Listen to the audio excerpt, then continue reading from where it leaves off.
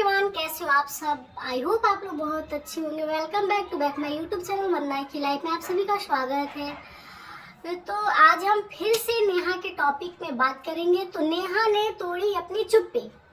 जी हाँ दोस्तों, आप लोगों ने सही सुना, नेहा ने अपनी चुप्पी तोड़ चुकी है। और अब आगे जो होगा देखेंगे, लेकिन कल जो हुआ उसके बारे में बात करेंगे। जो नेहा आशीष तिवारी का रिश्ता टूटा था सुमित महल से, तो वो रिश्ता नेहा आशीष तिवारी जबलपुर गई थी और उसी में उन लोगों का रिश्ता टूटा था। तो बहुत सारे लोग इस बात को उछाल रहे हैं कि मतलब रिश्ता रखने के लिए नेहा आशीष तिवारी बहुत गिड़गिड़ाई थी सुमित महल के सामने।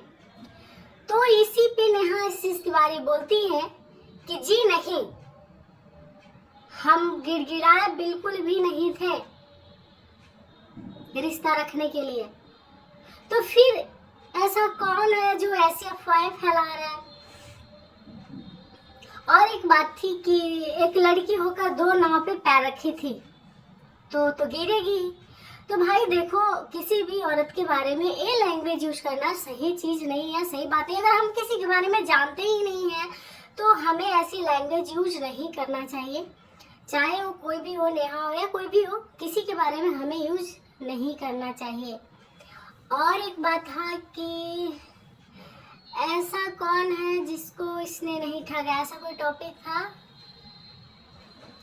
तो उस पे भी नेहा बोली कि किसको मैंने ठगा, किसको ठगा। जहाँ तक हुआ कि मैंने हेल्प किया तो बात सही है। जैसे अगर देखा जाए, पैसा तो कोई देखने नहीं गया, लेकिन आप देख सकते हो नेहा को जितना लोग पसंद करते थे, सचिन मनीषा को उस टाइम लोग कोई नहीं जानता था ज़्यादातर। नेहा को चाहे आप उसको सिंपैथी का नाम दीजिए या कुछ और नाम दीजिए, लेकिन नेहा को लोग सपोर्ट करते थे। तो नेहा के दोस्ती के वजह से ही ये लोग फेमस हुए थे। और आज लोग कह रहे हैं कि नेहा ने सबको ठगा। ये बात तो बिल्कुल सही है भाई, नेहा ने किसी को नहीं ठगा, बल्कि नेहा का फायदा उठाया गया है। ये बात सच है। चाहे जो लोग भी है, आज सुमित महल भी है, तो सुमित महल को लोग क्यों जानते हैं? क्या पहले आप जानते थे सुमित महल को? नहीं ना। नेहा की वजह से सुमित महल को लोग जानते हैं। आज अगर उनके इतने फॉलोअर्स हैं या इतने सब्सक्राइबर्स हैं तो नेहा की वजह से ही है, ना कि उनकी कोई पहचान थी। तो एक बोलना गलत है कि नेहा ने सबका फायदा उठाया। जहाँ तक कि मुझे देखने से यही लगता है कि नेहा के लोगों ने फायदा उठाया है, ना कि नेहा ने उठाया। जहाँ तक जितने दोस्त थे सब तो नेहा के पीछे में खंजर ही मारे हैं। चाहे सचिन हुआ, सुमित महल हुए, और जो लेडीज फ्रेंड्स थी वो लोग थे।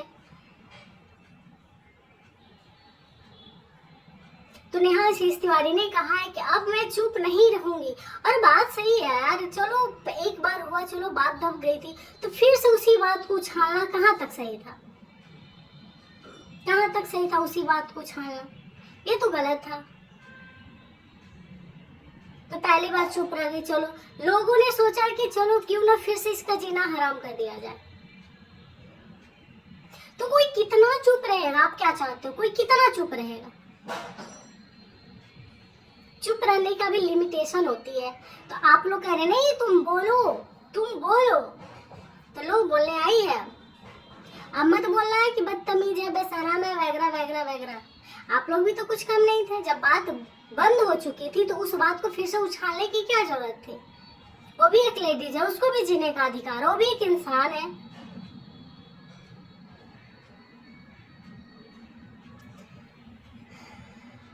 तो भाई हम इतना ही कहना चाहेंगे कि हर किसी को जीने का अधिकार है। और रही बात अफेयर की, तो अगर क्या नाम है, नेहा बड़ी थी तो सचिन भी कोई बच्चा नहीं था। और भाई सच तो हम लोग जानते ही नहीं है कि अफेयर था भी या नहीं था, सच था, झूठ था, क्या था। तो उन्हीं लोग जान सकते हैं। तो इसलिए मुझे लगता है कि हम लोग को बीच में बोलना ही नहीं चाहिए। तो इस बात को इस वीडियो के यही पे एंड करते हैं, बाकी कल। इसलिए आप लोग मेरे चैनल पे बने रहिएगा। Bye bye.